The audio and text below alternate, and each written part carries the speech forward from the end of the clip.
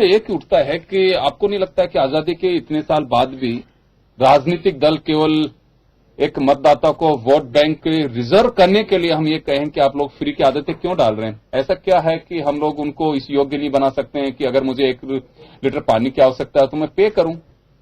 समाजवाद का सिद्धांत कहता है कि ये आदत क्यों नहीं डेवलप कर रहे हैं हम लोग? देखिए, ऐसा है सर, जितने भी समाजवाद में क्या होता है कि जितने भी जो सक्षम वर्ग है वो अधिक टैक्स देता है और जो सक्षम नहीं है वो कम टैक्स देता है। हाँ। और जिन लोगों के पास जो बेसिक सुविधाएं मुहैया कराने जरूरत है, पानी बहुत जरूरी है, बिजली बहुत जरूरी है, और कोई भी ऐसा व्यक्ति राज्य में नहीं होना चाहिए जो अपना इलाज नहीं करा सके, उसके पास पैसा नहीं है। तो हम ये नहीं कह रहे कि उसको फ्री की आदत डाल रहे हैं। चलिए, हेल्थ से जुड़ा इश्यू है, लेकिन ये एक जिसको व्यक्तिगत रूप से हम कंज्यूम कर रहे हैं, उसका देखिए मुझे मालूम है कि मेरे को प्यास लग रही है तो मेरी पर्सनल नीड है, ये मुझे पानी पीना है, पानी, लेकिन एक पानी का क्राइटेरिया है कि आपके घर में अगर आरओ है तो आप आरओ का पानी पीजिए, आपके नल आ रहा है तो आप नल का पानी पीजिए। मेरी कितनी सामर्थ्य है कि मैं किस तरह से पी सकता हूं, अगर मेरी औकात और हिम्मत है तो मैं हिमालय का जो मिनरल वाटर है मैं वो भी पी सकता हूं।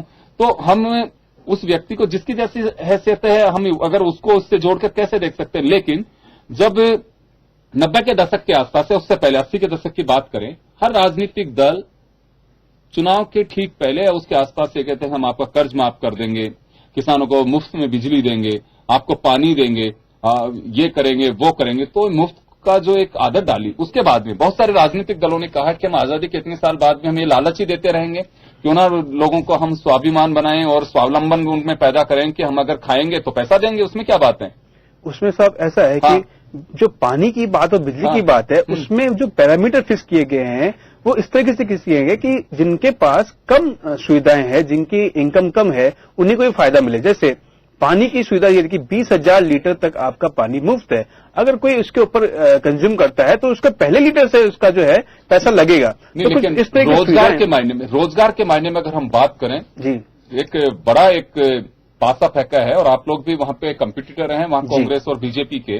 रोजगार, मुझे लगता है कि आज का युवा उसे जो सपने दिखाता है उसे भगवान मानता है कि रोजगार एक सबसे बड़ी इस वक्त आवश्यकता, आज नहीं कभी भी आवश्यकता रही है। कोई भी व्यक्ति ये चाहता है कि मेरे दोनों हाथों को रोजगार मिले, वो ऑफिस में बैठ के काम करे या मजदूरी करे। आज मजदूरी के भी अवसर खत्म हो रहे हैं साहब। आप ये देखें, मजदूरी करने के लिए पंजाब का युवा, वहां के लोग बहुत मजबूत लोग हैं। वो किसी भी काम के, आज अगर मैं कह सकता हूं दावे से, अगर कहीं पे भीख मांगने वाले अगर लोग कहीं कम मिलेंगे तो पंजाब ऐसा प्रांत है जहां पे लोग नहीं मांगते हैं, वो मेहनत करना पसंद करते हैं। लोग बूट पॉलिश करेंगे लेकिन भीख नहीं मांगते हैं वहां के लोग।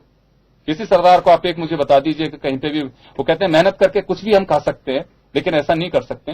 तो उनकी भावनाओं के साथ में 25 लाख के रोजगार देने की बात कही आपने, उसको एकदम खारिज किया। वर्तमान सरकार जो गठबंधन की, उसने कहा कि रोजगार तो हम पहले से लोगों को दे रहे हैं, उसको भी आपने खारिज किया। तो आपका ऐसा कौन सा मॉडल होगा जिस पे यकीन कर सके कि दिल्ली में भी ऐसा नहीं है कि आप लोगों ने रोजगार के ऐसे अवसर मुहैया कराए हों कि पंजाब की जनता आप पे बिल्कुल पूरी तरह से आंख मूंद के फेथ कर सके? देखिए, स्किल डेवलपमेंट जी, रोजगार के लिए बहुत जरूरी है, स्किल डेवलपमेंट करना। दिल्ली में जिस तरीके से जो जितने भी रोजगार उन्मुख कोर्सेज हैं, उसके लिए दिल्ली की सरकार लोन प्रोवाइड करा रही है ऐसे व्यक्तियों को जो कुछ सीखना चाहते हैं। स्कूल्स में लोन है और सरकारी स्कूलों की स्थिति इतनी बेहतर कर रही है कि वहां पे जो स्किल डेवलप होंगे उससे रोजगार डेवलप होंगे। ऐसा नहीं है कि हमारे पास कोई मॉडल नहीं है, लेकिन हम ऐसे वादे नहीं करना चाहते। 15 लाख और 25 लाख का वादा हमने कर दिया, लेकिन हमें पता नहीं आएगा कहां से। रोजगार पैदा करने के लिए सबसे पहले वहां की जनता को सक्षम बनाना पड़ेगा, वहां की सुविधाएं मुहैया करनी पड़ेगी, इंफ्रास्ट्रक्चर प्रोवाइड करना पड़ेगा, तब जाके रोजगार जो है वो सृजित होगा। सिर्फ कह देने से कि 15 लाख का फिगर, ये 15 लाख 25 लाख दोनों ही बीजेपी और कांग्रेस दोनों के जो मॉडल है वो केवल और केवल लोक लुभावन वाले हैं। बस फिगर देने इनको कि भाई 15 लाख 25 लाख, ऐसा दिन न आ जाए कभी जनसंख्या से ज्यादा बोल दें ये आगे बढ़ते बढ़ते कि 15 25 2.5 करोड़ 3 करोड़ जितनी जनसंख्या नहीं उससे ज्यादा हम जो है रोजगार दे देंगे। ये सिर्फ फिगर दे रहे हैं आपको। चलिए, इस बात पे भी आपने चेता है, मेरे ख्याल में दोनों को आपका शुक्रिया अदा करना चाहिए। कम से कम इतना ध्यान आप लोग रखिए कि जितने मतदाता नहीं हो उससे या वहां की पॉपुलेशन नहीं हो इससे ज्यादा कहीं आंकड़ा दे दें कि बिल्कुल उस स्टेट का इतना तो आंकड़ा ही नहीं है। चलिए, वापस एक बार दुग्गल साहब आपके पास में आऊंगा। आम आदमी पार्टी ने बिल्कुल साफ कहा है कि हम वो सपने कभी नहीं दिखाते हैं जो पूरे ना हो सके। दोनों ही राजनीतिक दल गुमराह करने की कोशिश कर रहे हैं यूथ को। और सबसे बड़ा सवाल यही है कि युवा जो है, अगर उसे को रोजगार देने के लिए पहल करता है, उसे महसूस होता है कि ये मुझे रोजगार दे सकता है, तो उसे भगवान के रूप में देखता है, क्योंकि आज रोजगार सबसे बड़ी विडंबना कहें कि लोगों की जरूरत कहें, ऑप्शंस कम है, बेरोजगारी ज्यादा है। देखिए योगेंद्र जी, अभी मेरे मित्र आम आदमी पार्टी की बातें कर रहे थे 60 साल की। कांग्रेस पे विश्वास काम के लिए हुआ। हमने कोई जनाधार लिया, लोकतंत्र में चुनाव लड़ा, सामने पार्टियां भी थी, जनसंघ भी थी, जनता पार्टी भी थी, भारतीय जनता पार्टी बनी, सब लोगों ने हमारे खिलाफ चुनाव लड़ा। कोई ऐसा नहीं है कि कोई कांग्रेस ने कोई बिना चुनाव लड़े 60 साल पे राज किया। हमने जनता की भावनाओं पे खरे उतरे। आज पंजाब में जितना बड़ा डेवलपमेंट हुआ है, मैं मेरे मित्र को बताना चाहता हूं, ये कांग्रेस की देन है कि वहां गली गली में उद्योग धंधे पनपे हुए हैं, गली गली में लोग रोजगार सर्जित है, घर घर में महिलाएं जो वर्ग पे काम आता है, उनके पास फैक्ट्रियों से छोटा, वो घरों में काम कर रही हैं और वो काम फिर तैयार होकर फैक्ट्रियों में जाता है, जो फिर उसको बड़े रूप से असेंबलिंग होती है। आप कभी पंजाब में जाके देखिए, जलंधर में, लुधियाना में और जगह, तब आपको अमृतसर में पता चलेगा कि पंजाब में डेवलपमेंट कितना हुआ। ये सारा पंजाब में जो डेवलपमेंट हुआ, ये कांग्रेस की देन है। अभी मेरे मित्र बार बार सरदार मनमोहन सिंह जी के लिए बात कर रहे थे, मनीष जी। मैं मनीष जी को कहना चाहूंगा, सरदार मनमोहन सिंह जी और अमरिंदर सिंह जी का कोई मुकाबला नहीं है। अमरिंदर सिंह जी हमारे चीफ मिनिस्टर कैंडिडेट हैं और सरदार मनमोहन सिंह जी यूपीए के प्राइम मिनिस्टर कैंडिडेट रहे 10 साल और प्राइम मिनिस्टर रहे देश के। तो आप उनका, वो हमारे बहुत सीनियर हैं। अगर आज उन्होंने मैनिफेस्टो अपने हाथ से रिलीज किया है, तो ये उनका, हमारा कांग्रेस पार्टी का, देश का भी सम्मान है कि उनके नेतृत्व में देश ने प्रगति की है, तरक्की की है। जब पूरा विश्व में बैंक कंगाल हो रहे थे, भारत के एक भी बैंक में कहीं विपदा आपदा नहीं आई। तो आज सरदार मनमोहन सिंह जी का बहुत बड़ा श्रेय है। यूपीए का आप योगदान मानिए, आज उनका बड़प्पन मानिए। और दूसरी बात, मैं इस वजह का छोटा सवाल मेरा यह है कि 4 सप्ताह में आप लोगों ने कहा है कि नशा मुक्ति से मुक्त कर देंगे पंजाब को, ऐसा क्या होगा? देखिए, इसमें चली आ रही है, लोगों के जो एक आदत पड़ चुकी है, इतनी जल्दी खत्म कैसे कर देंगे उसे? देखिए, पंजाब का बड़ा भ्रष्टाचार जो है अकाली दल और भाजपा का है। इनके मंत्री सारे इसमें नशा में सारे इन्वॉल्व हैं, इनके जरिए सारा माफिया काम कर रहा है। पुलिस इनकी बिल्कुल निकम्मी और निकारा साबित हुई है पंजाब की। आज ये सारा जो श्रेय है, ये सारा का सारा भाजपा और अकाली दल को जा रहा है। इसको हम बिल्कुल पुलिस को दुरुस्त करेंगे, इन पर पूरी सख्ती करेंगे। कानून के खिलाफ कोई भी काम करता मिला, उस पर सख्त से सख्त कार्रवाई करेंगे। और अमरिंदर सिंह जी बहुत परिपक्व और सुलझे हुए व्यक्ति हैं, जिनको आज कांग्रेस जनता वाकई उन पे निश्चित रूप से आप मानिए कांग्रेस की सरकार बनेगी और हम 4 हफ्ते में जो हमने समय दिया है, हम नशा मुक्त पंजाब देंगे। नशा एक बड़ी वास्तव में वहां की प्रॉब्लम है, इसमें कोई संदेह नहीं है और आंकड़े भी बताते हैं इस बात को। अगर 10 साल में बढ़ा है या 5 साल में बढ़ा है, तो जिम्मेदारी आप लोगों की है, क्योंकि जनता के सामने आप वोट मांगने जाएंगे, अपना मैनिफेस्टो भी लेकर के जाएंगे। लेकिन बड़ी चुनौती आप लोगों के सामने ये भी है कि आप जवाब भी देंगे लोगों को कि आप नशाखोरी को कहां पहुंचा दिया है। और पिछले दिनों जो पठानकोट में जो अटैक हुआ, उसका भी काफी हद तक एक यही था कि तस्करों को पनाह देते रहे, वैसे साहब भूल गए कि मैं कहीं आतंकियों को तो नहीं दे रहा हूं, और केवल बस यही कि हम तो यहाँ पे ड्रग्स सप्लाई कर रहे हैं, ये कर रहे हैं। तो एक वास्तव में एक विचारणीय प्रश्न है और आपके सामने एक चुनौती है, जवाब भी एक चुनौती है। रोकना तो एक अलग बात है, लेकिन जवाब भी आपके सामने एक चुनौती है। योगेंद्र जी, ये तो बात सही है कि जो एडिक्शन है वो एक साइकोलॉजिकल एस्पेक्ट है, उससे ज्यादा फिजिकल उसमें है और इंडिविजुअल बेसिस पे डिपेंड करता है। तो ये कर देना कि हम इतने 4 हफ्ते में उसको खत्म कर देंगे, बिल्कुल कोई कल्पना मात्र है।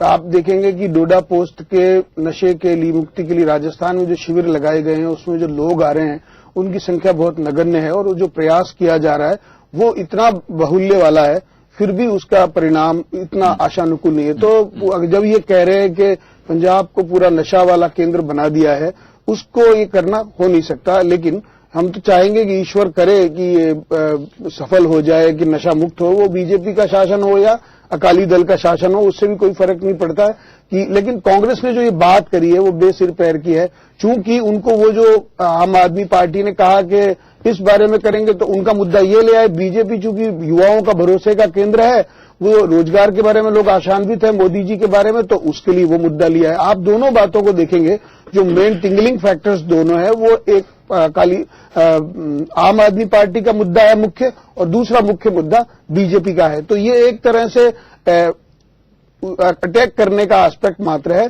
खुद की योजनाएं बनाने की स्थिति है। इसके बाद सीधा सीधा जो सिंपल क्वेश्चन बनता है कि अमरिंदर सिंह जी पहले भी मुख्यमंत्री रहे हैं, उन्होंने उस समय नहीं किया, सरदार मनमोहन सिंह जी देश के प्रधानमंत्री रहे 10 साल तक, उन्होंने उसके बारे में कुछ नहीं किया, तो अब ऐसा क्या हो जाएगा कि कर देंगे, इसलिए उस पर भरोसा भी कम है। लेकिन आप लोगों के सामने तो एक चुनौती होगी कि लोग पूछना चाहेंगे आप लोगों से भी, निश्चित तौर पर का जो कारोबार इस तरह से कैसे फलता फूलता रहा। दो बातें हैं इसमें, जो भी कोई विदेशी शक्तियों का हाथ है वो, और जो भी कोई इंटरनल एस्पेक्ट पर नाकामी है वो, दोनों के बारे में राज्य सरकार का जितना सामूहिक नेतृत्व होता है उतनी सामूहिक जिम्मेदारी भी होती है, इसमें कोई दो राय नहीं है। लेकिन जो व्यक्तिगत एडिक्शन की बात है, उसको रोकने की बात है, वो एक फिजियोसाइकिक एस्पेक्ट है जिस पर कंट्रोल करना होगा, और ये बेहतर प्रशासन ही दे सकता है। जो सुशासन प्रशासन की बात बीजेपी जिस शिद्दत से कर रही है, लोगों को लगता है नशा मुक्ति भी अगर कोई कर सकता है तो वो भी बीजेपी का शासन ही कर पाएगा। चलिए, लोगों को भरोसा है, लेकिन आम आदमी पार्टी पहली बार वो अपना भाग्य आजमा रही है। भरत जी, यकीन कैसे किया जाएगा आप पे? बीजेपी का दावा है कि इससे बेहतर प्रशासन वहां मिल नहीं सकता, लोगों का भरोसा है, इस भरोसे को आप कैसे तोड़ेंगे? देखिए, भरोसा तो नजर आ ही रहा है कितना है। जिस हिसाब से आपने खुद ने बताया पिछले 5-10 सालों में नशा किस तरह बढ़ चुका है, और मनीष पारिक जी कह रहे हैं कि ये तो एक व्यक्तिगत एडिक्शन है, तो आप देश की जनता पे आरोप लगा रहे हैं एक तरीके से कि आपको गलत आदत लग गई, हम क्या करें भाई, हम तो कुछ कर ही नहीं सकते। तो बाकी राज्यों में तो नहीं है ऐसी हालत, वहीं पर ही क्यों है? क्योंकि कहीं ना कहीं आप उसको रोकने में विफल भी हुए हैं, और कहीं ना कहीं सम्मिलित भी ऐसा लगता है आप ही हैं, आप ही की पार्टी है, जो वहां पे अकाली दल जो नेता हैं वो सम्मिलित भी हैं उसमें कहीं ना कहीं। तो अब वहां पे एक जनता कतई भी इन पे विश्वास नहीं करेगी कि हम नशा मुक्त कर देंगे। करना होता तो पिछले 10 साल में आप कर चुके होते, चलो पूरा नहीं करते तो कुछ रोक लगाते, कुछ कोशिश करते, जो नजर आती देश वहां की जनता को, पंजाब की जनता को, कि ये हमने वहां पे काम किया है। अगर आप नशा मुक्त करना चाहते हैं तो आप कैंप से काम नहीं चलेगा, आपको सप्लाई सीधी सी बात है उसकी रोकनी पड़ेगी। मैं माफी चाहूंगा, इस मुद्दे को यहां हमें रोकना पड़ेगा। और हम बात कर रहे हैं रोजगार के अवसर मुहैया कराने की। इश्यू ये नहीं है कि पंजाब में मैनिफेस्टो कांग्रेस ने जारी किया है और उसमें 25 लाख लोगों को रोजगार देने की बात कही है, बेरोजगार भत्ता देने की बात कही है। सवाल ये है कि कांग्रेस जो सवाल उठा रही है बीजेपी के केंद्र सरकार और जिन राज्यों में रोजगार देने की बात कही गई थी, तो ऐसा कौन सा रूट मैप होगा जिसमें बड़े राज्यों से अलग हट करके पंजाब में कांग्रेस 25 लाख लोगों को रोजगार देगी, हर घर में से हर व्यक्ति को नौकरी, बेरोजगारों को भत्ता दे पाएगी, जिसपे 90 करोड़ रुपए मासिक खर्च होने की संभावना है, ऐसे एक मोटा अनुमान है। तो मैं मनीष पारिक साहब से, हमारे पैनल में बैठे हैं, इनको से यही कह रहा था कि वो रूट मैप जरूर समझना चाहिए, ताकि अगर आप लोगों के वादे पूरे नहीं हो पा रहे तो कांग्रेस के जरिए आप पूरा कर सके। लेकिन फिलहाल यही कहा जा सकता है कि बेरोजगारों को हर कोई अपनी वो फर्टाइल लैंड की तरह यूज करता है राजनीतिक दल, जिसमें कोई भी बीज डालो उपजाऊ जरूर होगी और खेती भी अच्छी होगी। तो मुझे लगता है कि भावनाओं के साथ में अगर वादे पूरे नहीं होते तो खिलवाड़ है, और फिर अगर बेरोजगार ठगासा ना रहे, राजनीतिक दल का ये मौके जरूर दें और वादे पूरे करें। चलिए एक छोटे से ब्रेक के लिए रुकेंगे, ब्रेक के बाद हम ट्विटर के उस जंग पे भी लौटेंगे जिसमें मोदी साहब के ट्विटर का जवाब दिया अरविंद केजरीवाल ने, और पंजाब में कैसे चुनाव लड़ेगी आम आदमी पार्टी, उस पर भी चर्चा करेंगे।